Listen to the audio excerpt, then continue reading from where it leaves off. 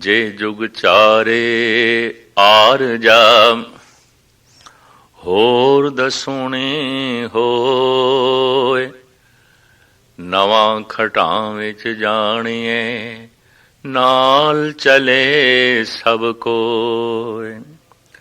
चंगा नाम रखाए के जस कीरत जगले। जे तिस नदर न आवई तां बात न पुछे के। कीटा अंदर कीट कर दोषी दोष धरे। नानक निर्गुण गुण करे गुणवंतियां गुण दे। तेहा कोय न सुझई जे तिस गुण कोय करे। ਮਨੁੱਖ ਦੀ ਲਾਲਸਾ ਚਾਹਤ ਸਭ ਤੋਂ ਪ੍ਰਬਲ ਜੀਵਨ ਦੀ ਹੈ।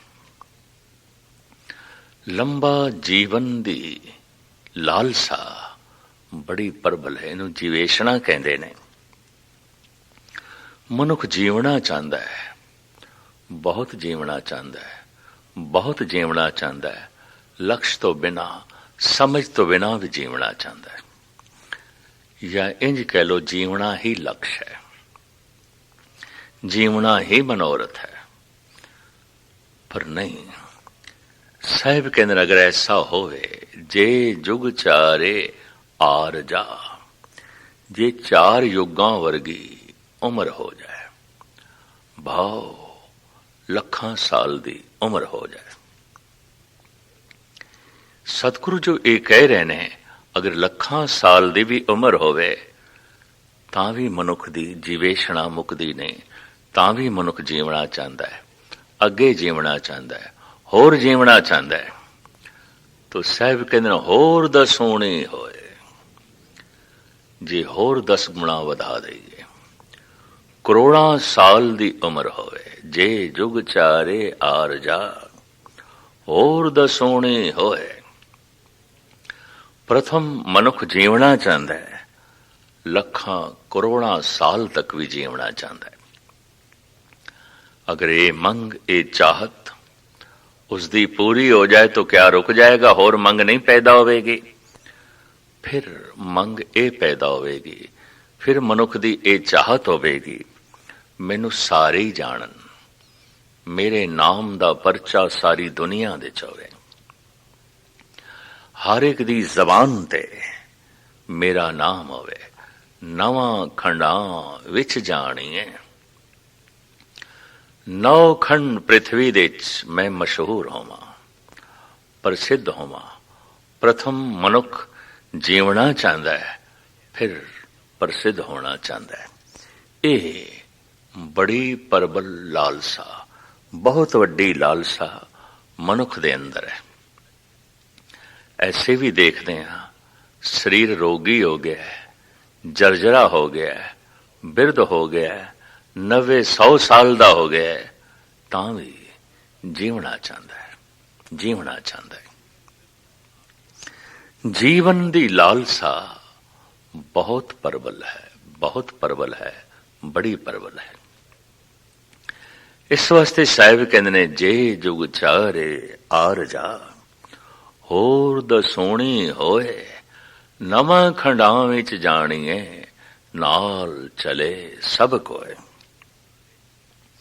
9 खंड पृथ्वी च जानिया भी जाए, चलो ये चाहत भी उसकी पूरी हो जाए। इतना प्रसिद्ध हो जाए कि हर जगह दे मनुख जीव सत्कार लई उसदे नाल चलन, ओदी ताबिया दे चलन, ओदी हजूरी दे चलन, उसदे सन्मान दे चलन और उसकी आज्ञा दे चलन। ऐसा वो समर्थ भी हो जाए, ऐसा वो इज्जतदार भी हो जाए और इतनी उसकी उम्र हो जाए करोड़ां सालां दी। साहिब कहने नवां खंडां विच जाणिए नाल चले सब कोय, चंगा नाव रखाए के, जस की रत जग ले। कई दफा बदमाश भी प्रसिद्ध हो जाते हैं, बड़े बड़े दुष्ट, उन्हां दी भी इतिहास दे चर्चा है। चंगेज खां है, हलाकू है, हिटलर है, सारा जगत ते उन्हां नूं भी जानदा है। इतिहास दे च उन्हां दा भी जिक्र है। तो सतगुरु देव जी महाराज कहते ने ये लालसा भी उसकी पूरी होवे कि चंगा नाम रखाए के, जस की रत जग ले। हर एक दी जबान ते उसका जस होवे और सारे उसनू आखन बहुत चंगा है, बहुत चंगा है, बहुत महान है, बड़ा उत्तम है। कोई उसकी निंदा ना करे, सारी जो है उसकी उपमा करन, महिमा गायन करन, चंगे ढंग नाल उसका नाम लवन। चंगा नाम रखाए के, जस की रत जग ले। जगत दे चों अपने जस ते कीर्ति दा रस लवे। भाव सारा जगत उदा जस गायन करे, उदी कीर्ति गायन करे और इसदा सुख ते मान वो प्राप्त करे। साहिब कहने अगर ऐसा हो जाए, अवल ते ऐसा अज तक कोई होया नहीं, पर मनुख दी ये चाहत है। मनुख दे मानसिक मंडल दा धन गुरु नानक देव जी महाराज ने यह बकायदा चित्रण किया है कि मनुख दी ये मंग है, मनुख ऐसा चाहता है, मनुख ऐसा सोचता है। चंगा नाम रखाए के, जस की रत जगले, पर जे तिस नदर ना आवई, तां वात ना पुछे के। सारियां मनुखां दियां निगाहां थल्ले आ गए है, परमात्मा दी निगाह थल्ले नहीं आया। सारे मनुखां दियां नजरां तो उच्चा हो गया है, पर परमात्मा दी निगाह थल्ले नहीं आया। अजे उसकी नजर दा पात्र नहीं बनिया, अजे उसकी दृष्टि दा पात्र नहीं बनिया। संसार दी पात्रता इसने जुटा लई है। दरअसल जैसा मनुख दे कोल पात्र होवे, जितनी पात्रता होवे, प्राप्त हो ही जाता है। देखण दे च आया है, संसार दे चों जस कीर्ति बहुत सारे लोग प्राप्त कर लेने, ऐसी पात्रता जुटा लेंदे ने, पर वाकई प्रभु दे दरबार विच भी ना दा जस होवे ते कीर्ति होवे, ये कोई लाजमी नहीं है।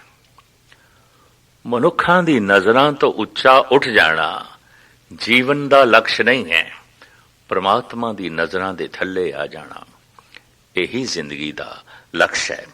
तो साहिब कहने जे तिस नदर ना आवई, तां वात ना पुछे के, तां किसे ने भी मुंह नहीं लाना। जन्म अकारत चला जाएगा, क्योंकि परमात्मा दी निगाह थल्ले नहीं आया। और अगे सिवाय धकियां तो, दुख तो और कुछ भी नहीं होवेगा। ऐसा मनुख जो जीवदा रहा है अपने जस लई, अपनी कीर्ति लई, प्रभु दी कीर्ति लई नहीं, प्रभु दे जस लई नहीं। ऐसा मनुख जीवदा रहा है जो सिर्फ जीवन दी लालसा लई जीवदा रहा है। जगत तो मैनू सन्मान मिले, सत्कार मिले, आदर मिले, लेकिन भुल के भी कदी प्रभु दा आदर नहीं कीता, सन्मान नहीं कीता, जस नहीं गायन कीता, कीर्ति नहीं गायन कीती। ऐसा मनुख धन गुरु नानक देव जी महाराज कहंदे ने, कीटा अंदर कीट कर, दोषी दोष तरे। ऐसे दोषी नू दोषी करार दिता जाएगा और सजा उसनू मिल सकती है। कीड़ियां दे चों निखिद कीड़ा बने, हुण उस दे ते किसे दी निगाह भी ना पवे, और भुले किसे दी निगाह पै भी जाए तो घृणा करके एकदम एक पासे हो जाए। दरअसल जो जगत दे चों मान प्रतिष्ठा ही हासिल करना चाहता है, ते बहुत जीवना चाहता है, ਔਰ ਆਪਣੀ ਕੀਰਤੀ ਤੇ ਜਸ ਕਰਾਉਣਾ ਚਾਹੁੰਦਾ ਹੈ, ਉਸ ਨੂੰ ਕਈ ਤਰ੍ਹਾਂ ਦੇ ਅਨਰਥ ਕਰਨੇ ਪੈਣਗੇ। ਆਖਿਰ ਰਾਜਨੀਤੀ ਦੀ ਮਹਿਮਾ ਇਹੀ ਤੇ ਹੈ, ਹੋਰ ਕੀ ਹੈ।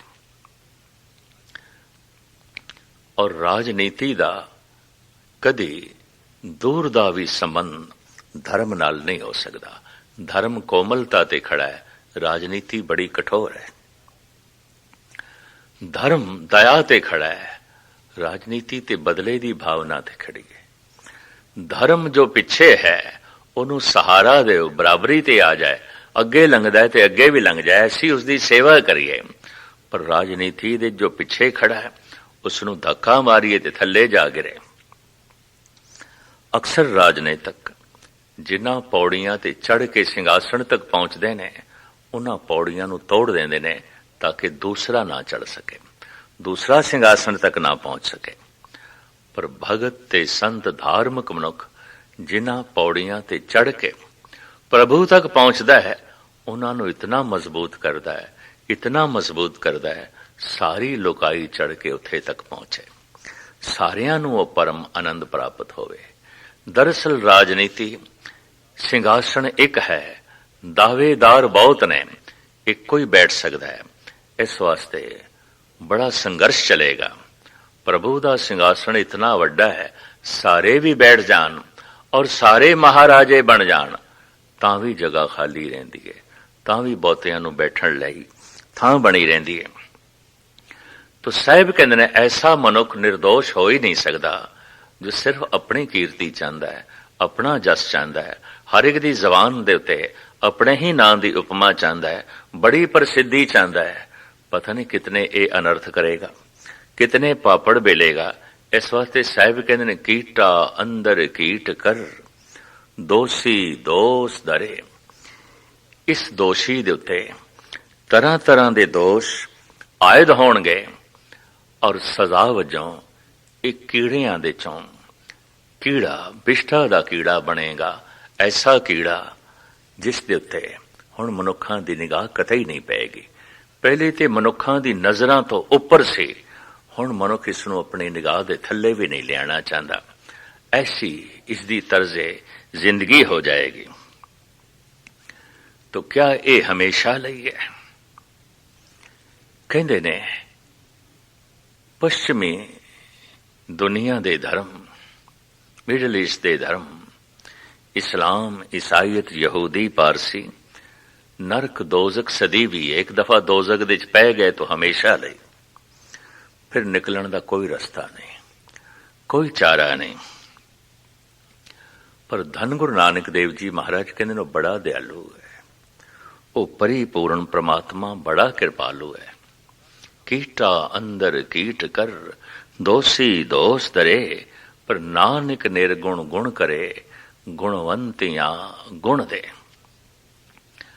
ਉਹ ਨਿਰਗੁਣ ਨੂੰ ਗੁਣ ਦੇਣ ਵਾਲਾ ਹੈ ਔਰ ਗੁਣਵਾਨਾਂ ਨੂੰ ਹੋਰ ਗੁਣ ਦੇਣ ਵਾਲਾ ਹੈ। ਅਗਰ ਐਸਾ ਮਨੁੱਖ ਮਨੁੱਖਾਂ ਦੀ ਨਜ਼ਰਾਂ ਤੋਂ ਵੀ ਗਿਰ ਗਿਆ, ਕੀੜਿਆਂ ਦੇ ਚੋਂ ਕੀੜੇ ਦੀ ਤਰ੍ਹਾਂ ਹੋ ਗਿਆ, ਜੇ ਫਿਰ ਕਿਧਰੇ ਇਹ ਪ੍ਰਭੂ ਦਾ ਚਿੰਤਨ ਕਰੇ, ਪ੍ਰਭੂ ਦੀ ਕੀਰਤੀ ਕਰੇ ਤੇ ਪ੍ਰਭੂ ਦੀ ਕੀਰਤੀ ਦੀ ਲਾਲਸਾ ਪੈਦਾ ਹੋ ਜਾਏ, ਇਸ ਨਿਗੁਣੇ ਦੇ ਅੰਦਰ ਵੀ ਗੁਣ ਪੈਦਾ ਹੋ ਜਾਣਗੇ। ਦਰਵਾਜ਼ੇ ਪ੍ਰਮਾਤਮਾ ਦੇ ਕਿਸੇ ਲਈ ਵੀ ਬੰਦ ਨਹੀਂ। ਨਾਨਕ ਨਿਰਗੁਣ ਗੁਣ ਕਰੇ, ਗੁਣਵੰਤੀਆਂ ਗੁਣ ਦੇਵ। ਗੁਣਵਾਨਾਂ ਨੂੰ ਹੋਰ ਗੁਣ ਦਿੰਦਾ ਹੈ, ਨਿਰਗੁਣਿਆਂ ਨੂੰ ਵੀ ਗੁਣਵਾਨ ਬਣਾਉਂਦਾ ਹੈ। ਸਾਰਿਆਂ ਲਈ ਉਸ ਦੇ ਦਰਵਾਜ਼ੇ ਖੁੱਲੇ ਨੇ, ਹਮੇਸ਼ਾ ਲਈ ਉਸ ਦੇ ਦਰਵਾਜ਼ੇ ਖੁੱਲੇ ਨਹੀਂ। ਇਸ ਵਾਸਤੇ ਧੰਨ ਗੁਰੂ ਨਾਨਕ ਦੇਵ ਜੀ ਮਹਾਰਾਜ ਕਹਿੰਦੇ ਨੇ ਤੇਹਾ ਕੋਏ ਨਾ ਸੁਝਈ, ਜੇ ਤਿਸ ਗੁਣ ਕੋਏ ਕਰੇ।